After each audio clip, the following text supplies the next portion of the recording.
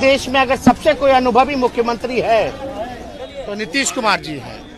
सबसे अनुभवी, परिपक्व, और काम तो किया ही है, ऐसा कोई इनकार नहीं सकता। आज से ही एनडीए की जीत के लिए संकल्प, इंडिया की जीत के लिए संकल्प के साथ, इंडिया की जीत के लिए संकल्प के साथ। अरे बकलोलो, तुम लोग बिहार में किसके लिए कैंपेनिंग कर रहे हो? कोई नीतीश कुमार को बढ़िया मुख्यमंत्री बता रहा है, कोई एनडीए के लिए संकल्प लिए बैठा है, लेकिन जब बाद में रिजल्ट देगी बिहार की जनता तो तुम बकलोलो कहोगे कि ईवीएम मोदी जी ने हैक कर लिया। मैं जब तक इनको प्रधानमंत्री नहीं बना लूंगा तब तक मरूंगा नहीं।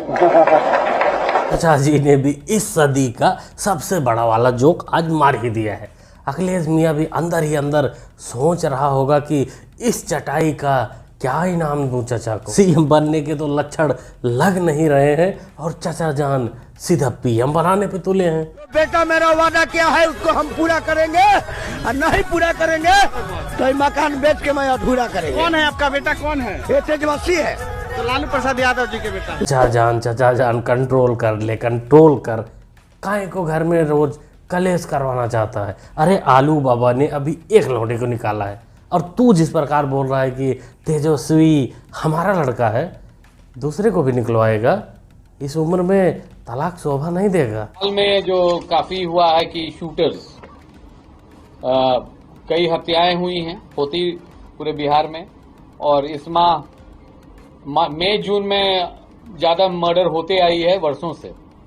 अप्रैल मई जून, जब तक बरसात नहीं होती है ये सिलसिला जारी रहता है, क्योंकि ज्यादातर किसान को कोई काम नहीं रहता है। एक बरसात होने के बाद लोग, कृषक समाज के लोग व्यस्त हो जाते हैं और घटनाएं घटती है। कितनी शर्मनाक घटना है ये दोस्तों। अभी 3 दिन पहले बिहार में एक घटना हुआ था पारस हॉस्पिटल। यहाँ 5 लोग बंदूक लहराते हुए घुस जाते हैं और एक गैंगस्टर को मार देते हैं। और बिहार के एडीजी साहब, इनका बयान आता है कि मई जून में जब लोग के पास कोई काम नहीं रहता तब ऐसी हरकतें बढ़ जाती हैं। कितनी गजब बात है कि इंसान के पास अगर काम ना हो मई जून में तो वो कट्टा लेके कहीं भी घुस जाए, किसी को भी मार दे। अब देखो जी, अगर ये बयान सही है, तोड़ मरोड़ कर नहीं पेश किया गया, तो मैं एक ही बात कहना चाहूँगा कि एडीजी साहब, मालिश का धंधा कर लो, तेल मालिश करो, वो आपके ऊपर सूट करेगा।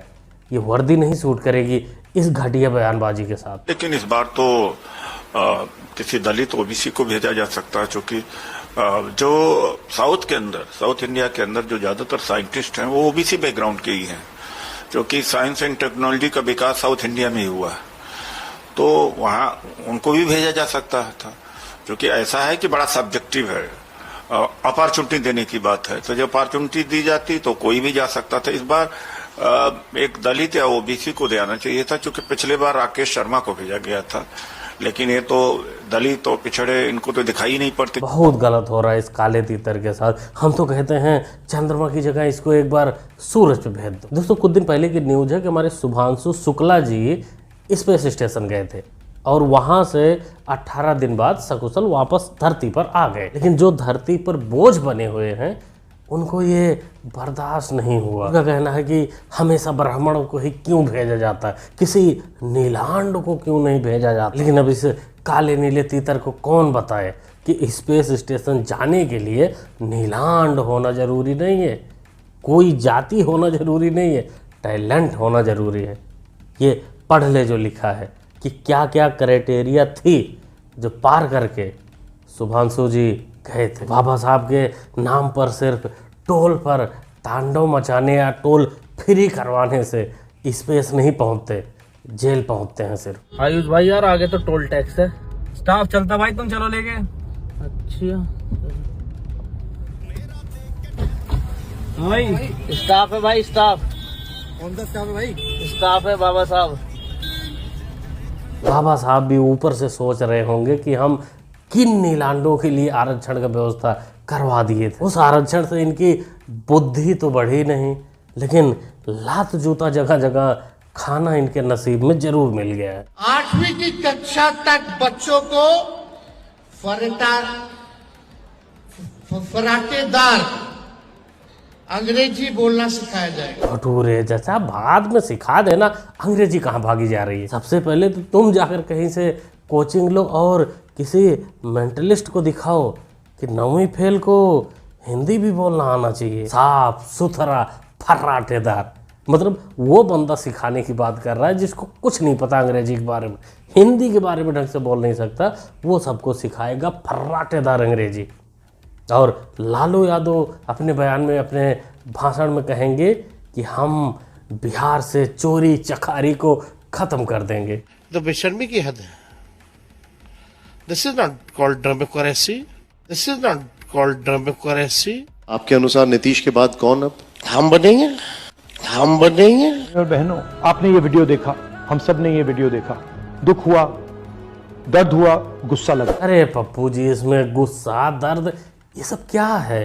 अरे आप भी बोलो, ये बोलने में क्या जाता है? आप भी बोला करो कि मोदी जी के बाद प्रधानमंत्री हम ही बनेंगे, कुछ रुपए नहीं लगेंगे। हाँ, लोग थोड़ा मजे लेंगे, उससे आपका प्रचार ही होगा। लालू यादव को भ्रष्टाचारी कहना गलत है, गलत है, बिल्कुल। कोर्ट से सजा मिलने के बाद भी गलत है। कोर्ट से सजा मिली, ठीक है, कोर्ट से सजा तो जो है भगत सिंह को मिल गई थी, फिर उनको फांसी पे चढ़ा दिया गया।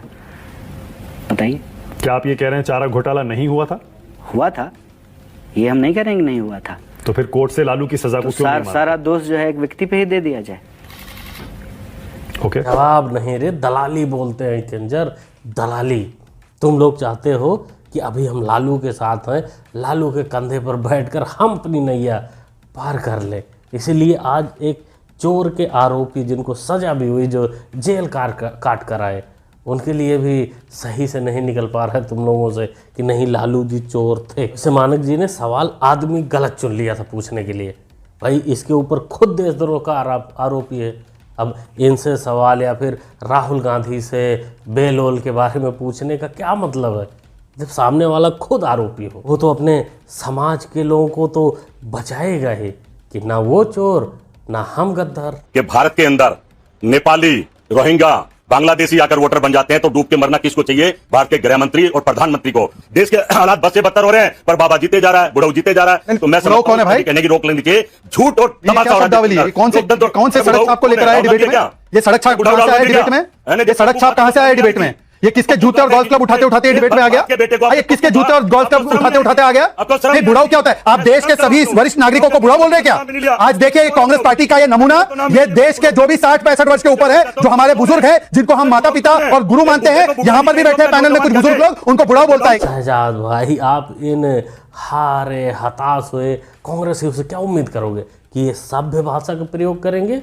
नहीं नहीं नहीं, अपना संस्कार हर जगह ये दिखा देते हैं।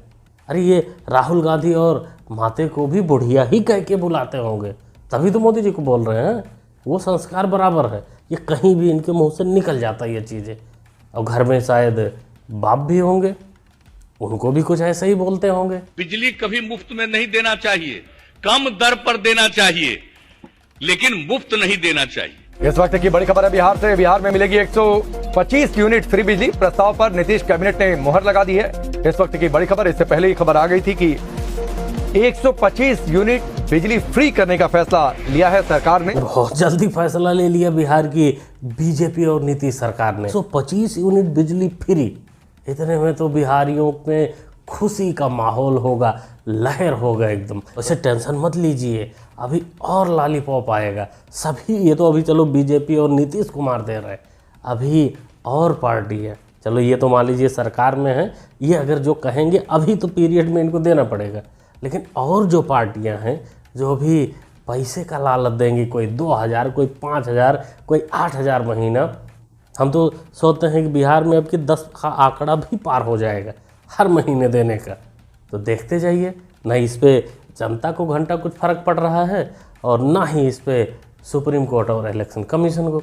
सब फ्री बांटे जा रहे हैं जो जनता से कोसों दूर रहता है। पिछली वीडियो में भी बोला था, इन फ्री के स्कीम से कुछ लाभ नहीं है, क्योंकि ये मिलना नहीं है और ये पॉसिबल भी नहीं है कि कोई दे सके इतना। तो इस पर रोक लगाने के अलावा और कुछ नहीं हो सकता।